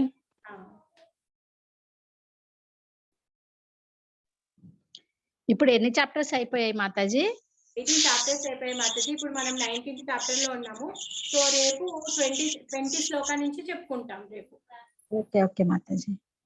ఈ ఫస్ట్ క్యాంటోలో ఎన్ని చాప్టర్స్ మాతాజీ మొత్తం? 19 చాప్టర్స్ ఉన్నాయి మొత్తం. ఓకే.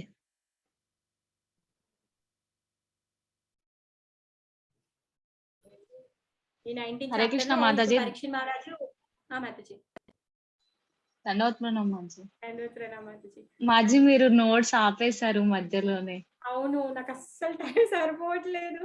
నోట్స్ ఆపేసాను. రాస్తాను మళ్ళీ కంపల్సరీ. అస్సలు అంటే ఓన్లీ మీరు ప్రాక్టికల్. రాసిస్తే నేను 19 కంప్లీట్ గా ఉంటాయి మంచి నా దగ్గర కూడా నోట్స్. లేదు లేదు. నువ్వన్నట్టుగా నేను కూడా కంప్లీట్‌గా రాద్దాం అనుకున్నా. చాప్టర్ సమ్మరీస్ అన్నీ అయిపోతే రీక్యాప్ చేయడం ఈజీ అవుతుందనే నేను స్టార్ట్ చేశాను అలానే. కానీ నాకు అస్సలు టైం సరిపోవట్లేదు. ఎందుకంటే పిల్లలు స్కూల్ ఇంట్లో నుంచి వాళ్ళ హోమ్ వర్క్‌లు చూసుకోవడము, ఇంట్లో అస్సలు టైం సరిపోవట్లేదు. సరే మాతాజీ, అదే మీరు పంపించలేదు అనేసి. లేదు లేదు. పక్కా రాస్తాను మొత్తం కంపల్సరీ. నేను కూడా నోట్స్ కంప్లీట్ చేయాలనుకుంటున్నాను. ఎందుకంటే ఫస్ట్ క్యాంటో సమ్మరీ అంతా ఒక దగ్గర ఉండాలి. అన్నీ మొత్తం రాయాలని అనుకున్నా. రాస్తాను. బట్ లేట్ అయినా కానీ రాసి పంపిస్తాను. జస్ట్ అది చూసుకుంటే ఈజీగా అనిపిస్తది మాతాజీ. అంటే అవునవును. మళ్ళీ తెలిసిపోతుంది. చదివే ఎంత ప్రాసెస్ తెలిసిపోతుంది అనేసి. తెలిసిపోతుంది. అవును. నాకు కూడా క్విక్ రీక్యాప్. నాకేనా ఎప్పుడైనా ఈ చాప్టర్‌లో ఏముంది అంటే నేను ఫాస్ట్‌గా తీసి చదువుకోగలుగుతాను కదా! అందుకనే స్టార్ట్ చేశా. చేద్దాం అనుకున్నాను కానీ అవ్వలేదు. చేస్తాను. ఎన్నయ్యాయి? 10 అయ్యాయి అంతే కదా! 14 అనుకుంటా మాజీ. 14 అయ్యాయా? 14 మర్చిపోయాను. 7. అదే ఓకే చూస్తాను. మజ్జి, నేను పంపిస్తా. ఒకసారి చూసి చెప్తాను మజ్జి. నేను నా నోట్స్ లో రాసాను. ఉంది నోట్స్ భద్రంగా ఉంది. ఓకే మజ్జి. రాస్తాను. Okay Majji, thank you Majji. Okay అమ్మా. Thank you.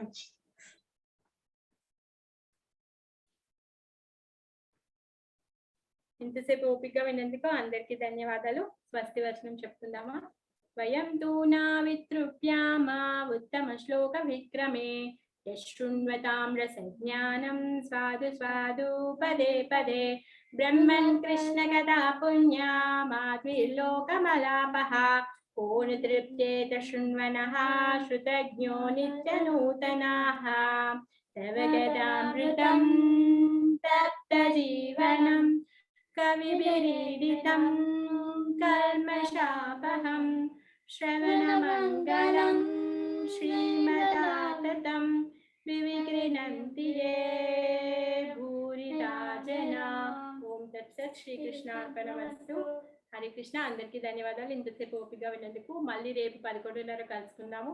ఆ మహర్షులందరూ పరీక్షిత్ మహారాజుకి ఏం ధైర్యం ఇస్తున్నారో, తర్వాత సుఖదేవ గోస్వామి వస్తారు. వచ్చిన తర్వాత సుఖదేవ గోస్వామిని అడుగుతారనమాట.